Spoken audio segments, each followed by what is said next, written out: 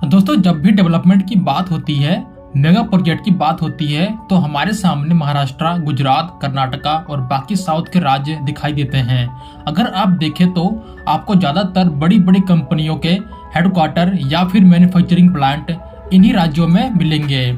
जब भी नई इंडस्ट्रीज आती है तो उनकी नज़र में पहली चॉइस यही राज्य होते हैं। उसके बाद हम ये सोचते हैं कि यूपी, बिहार जैसे राज्यों में ये कंपनियां क्यों नहीं आती। इसके पीछे मेन कारण बताया जाता है इंफ्रास्ट्रक्चर और इंडस्ट्रियल फ्रेंडली पॉलिसीज का न होना।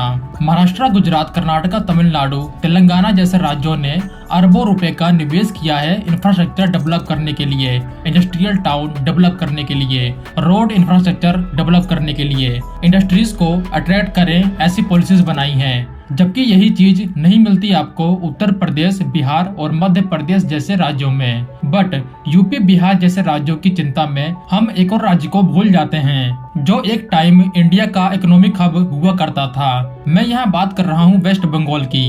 यूपी और बिहार की प्रॉब्लम यह है कि यहाँ पे पास्ट में कोई इंडस्ट्रीज नहीं थी और आज भी वही हाल है। बट वेस्ट बंगाल के केस में ऐसा नहीं था। वेस्ट बंगाल एक टाइम इंडिया के टॉप राज्यों में आता था, लेकिन वेस्ट बंगाल में ऐसा क्या हुआ और बंगाल कैसे इंडिया का पहला $1 ट्रिलियन जीडीपी वाला राज्य बन सकता था और आज भी बन सकता है। बंगाल कैसे इंडिया की इकोनॉमी का फेस चेंज कर सकता है, इसके ऊपर एक अलग वीडियो में बनाऊंगा। आज इस वीडियो में आपके सामने मैं वेस्ट बंगाल के कुछ ऐसे मेगा प्रोजेक्ट के बारे में बताने जा रहा हूँ जो इस राज्य की पास्ट ग्लोरी को वापस ला सकते हैं। ये मेगा प्रोजेक्ट बंगाल की किस्मत चेंज कर सकते हैं। वेस्ट बंगाल अभी इंडिया का छठा सबसे बड़ा राज्य है जीडीपी के मामले में। ये पोजीशन इम्प्रूव भी हो सकती है। तो चलिए स्टार्ट करते हैं पहले मेगा प्रोजेक्ट से। पहला प्रोजेक्ट है वाराणसी कोलकाता एक्सप्रेसवे। 610 किलोमीटर का वाराणसी कोलकाता एक्सप्रेसवे पार्ट है भारतमाला फेज 2 का। अभी जो भी एक्सप्रेसवे बने हैं या फिर बनाए जा रहे हैं उनको भारतमाला फेज 1 के अंडर बनाया जा रहा है। फेज 1 के बाद हम काम करेंगे फेज 2 पे और इसके ऊपर काम शुरू भी हो चुका है। ये एक्सप्रेसवे 4 से 6 लेन का एक्सेस कंट्रोल एक्सप्रेसवे होने वाला है जो 3 महत्वपूर्ण शहर को कनेक्ट करेगा, वाराणसी, रांची और कोलकाता। इस हाईवे का अलाइनमेंट पूरा ग्रीनफील्ड होने वाला है जो NH2 के पैरेलल में बनाया जाएगा। इसके अलावा यह हाईवे इम्पोर्टेंट रोल प्ले करेगा अमृतसर, दिल्ली, कोलकाता इंडस्ट्रियल कॉरिडोर के लिए। यह industrial corridor Delhi Mumbai industrial corridor से बड़ा होने वाला है और ये सेक्शन कोलकाता तक का मेन पॉइंट रहने वाला है। इसके अलावा झारखंड को भी इसका फायदा होगा। झारखंड के लिए फास्ट एक्सेस मिल जाएगा कोलकाता और उसके आगे बंदरगाह तक। अगर बात करें इसके स्टेटस की तो इसके DPR और लैंड एक्विजिशन का काम चल रहा है। 2021 से इसके DPR के ऊपर काम चल रहा है। अगर रही बात इसके बजट की तो इसका एस्टिमेट 28,500 करोड़ रुपए के लगभग किया जा रहा है। अगला मेगा प्रोजेक्ट है दानकुनी इंडस्ट्रियल कॉरिडोर। दानकुनी से आसनसोल, दानकुनी से हल्दिया, दानकुनी से कल्याणी, दानकुनी से रघुनाथपुर, ये 4 इंडस्ट्रियल कॉरिडोर है जिनके ऊपर काम शुरू होगा। दानकुनी इसमें मेन पॉइंट रहने वाला है। यह वेस्ट बंगाल के लिए इंडस्ट्रियल हब होने वाला है। बट मुझे लगता है जो ये इंडस्ट्रियल क्लस्टर है ये वेस्ट बंगाल को एक इंडस्ट्रियल मैन्युफैक्चरिंग हब बनने की ओर ले जाएगा और मुझे पूरा यकीन है वेस्ट बंगाल के इस साउथ के सेक्शन के पास वो पूरा पोटेंशियल है इंडिया का पर्ल रिवर डेल्टा बनने की, जो चाइना का इकोनॉमिक हब है। पर्ल रिवर डेल्टा ने कैसे चाइना की इमेज चेंज की और मेरे ख्याल से हुगली रिवर डेल्टा वही काम कर सकता है इंडिया के लिए और इसी के ऊपर मैं एक डिटेल वीडियो लेकर आऊंगा। अगर मैं इस कॉरिडोर की बात करूं तो ये पूरी तरह से इंटीग्रेटेड होने वाला है अमृतसर दानकुनी फ्रेट कॉरिडोर से, जिसको 2006 में अनाउंस किया गया था और 2021 तक कंप्लीट होना था, लेकिन पेंडेमिक के चलते इसको डिले का सामना करना पड़ा है। और जो ये इंडस्ट्रियल कॉरिडोर का विजन है ये अभी अपने इनिशियल फेज में है, जिसका अनाउंसमेंट फरवरी 2022 में किया गया था। बट इस रीजन में बहुत से इंडस्ट्रियल पार्क ऑलरेडी सेटअप किए जा चुके हैं। वेस्ट बंगाल की गवर्नमेंट का कहना है कि सरकार के पास 4,000 एकड़ की जमीन आ चुकी है पहले से और अभी से ही 1,000 एकड़ पे इंडस्ट्री सेटअप करने की डिमांड आ चुकी है। तो अगला मेगा प्रोजेक्ट है ईस्ट वेस्ट मेट्रो कॉरिडोर। ये मेट्रो का प्रोजेक्ट कोलकाता का ही नहीं बल्कि पूरे इंडिया का सबसे लंबे समय से पेंडिंग वाला प्रोजेक्ट है। बट फाइनली अब इसके ऊपर काम चालू है। इसके ऊपर मैं ज्यादा बात नहीं करूंगा क्योंकि मैंने इस टॉपिक पे एक डिटेल वीडियो बना रखी है। अगला प्रोजेक्ट है खड़गपुर कोलकाता एक्सप्रेसवे। वाराणसी कोलकाता एक्सप्रेसवे की तरह खड़गपुर कोलकाता एक्सप्रेसवे भी पार्ट है भारतमाला फेज 2 का। इन दोनों के बीच की दूरी 120 किलोमीटर है।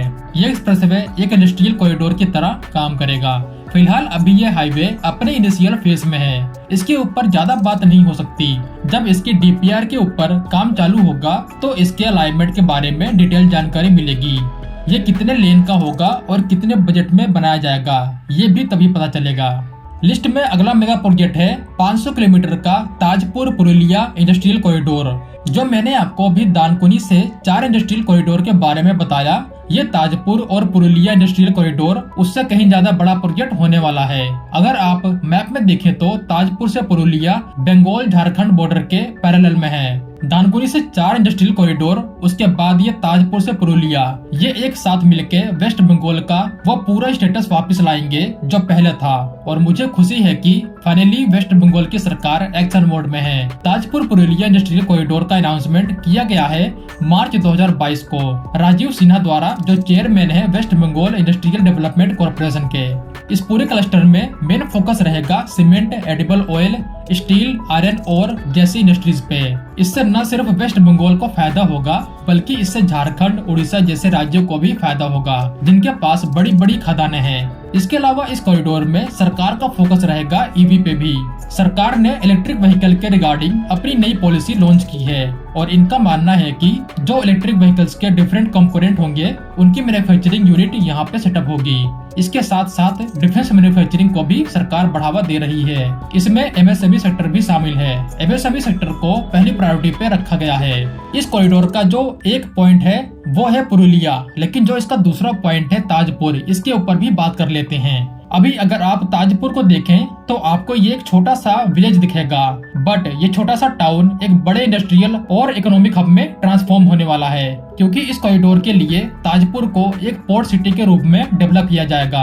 सरकार ने ताजपुर में डीप सी पोर्ट के लिए टेंडर निकाले थे और बिड जीती है अडानी पोर्ट ने। अडानी यहाँ पे एक डीप सी पोर्ट का निर्माण करने वाली है। इस रीजन को बंगाल की सरकार ने स्पेशल इकोनॉमिक जोन घोषित कर रखा है, जिसको अडानी ग्रुप डेवलप करेगा। यहाँ एक डीप सी पोर्ट होगा ताकि जो भी हम मैन्युफैक्चर करेंगे इस कॉरिडोर में उसको आसानी से सस्ते में दुनिया के बड़े बड़े मार्केट में एक्सपोर्ट किया जा सके। अगर बात करें इस पोर्ट को डेवलप करने के बजट के बारे में तो इसको एस्टिमेट किया गया है 25,000 करोड़ रुपए। और मुझे पूरा यकीन है वेस्ट बंगाल उसी पाथ को फॉलो कर रहा है जिसको फॉलो करके चाइना ने पर्ल रिवर डेल्टा का निर्माण किया था, जहाँ पे आज हम शेंझेन, ग्वांगझो जैसे बड़े बड़े इकोनॉमिक हब देखते हैं। स्टार्टिंग में यहाँ भी छोटे छोटे विलेज हुआ करते थे, लेकिन इनको स्पेशल इकोनॉमिक जोन घोषित किया गया और उसके बाद क्या हुआ आज उसका रिजल्ट हमारे सामने है। और ठीक ऐसा ही कुछ हम वेस्ट बंगाल से उम्मीद करते हैं। चाइना ने कैसे पर्ल रिवर डेल्टा का निर्माण किया, एक इकोनॉमिक हब बनाया और ये कैसे चाइना की इकोनॉमी में बड़ा योगदान देता है, इसके ऊपर एक डिटेल वीडियो में लेकर आऊंगा, जहाँ पे मैं ये भी एक्सप्लेन करूंगा कि कैसे कोलकाता के आसपास के स्मॉल टाउन्स को मिला के हम हुगली रिवर डेल्टा का निर्माण कर सकते हैं चाइना के पर्ल रिवर डेल्टा की तरह। और जो प्रोजेक्ट मैंने बताया है वो इसी विजन के ऊपर काम करेंगे। तो अभी बस इतना कहना चाहूंगा कि देर से ही सही वेस्ट बंगाल सही फैसला ले रहा है। होप की फ्यूचर ब्राइट हो। और हाँ, मैंने यहाँ सिर्फ उन्हीं प्रोजेक्ट की बात की है जिनका स्केल बड़ा है। इसके अलावा और भी प्रोजेक्ट है जिनको मैंने इस वीडियो में कवर नहीं किया, जैसे स्काई स्क्रैपर इन कोलकाता और भी वेरियस प्रोजेक्ट। तो इस वीडियो में बस इतना ही। मिलते हैं एक नई वीडियो के साथ, तब तक के लिए जय हिंद दोस्तों।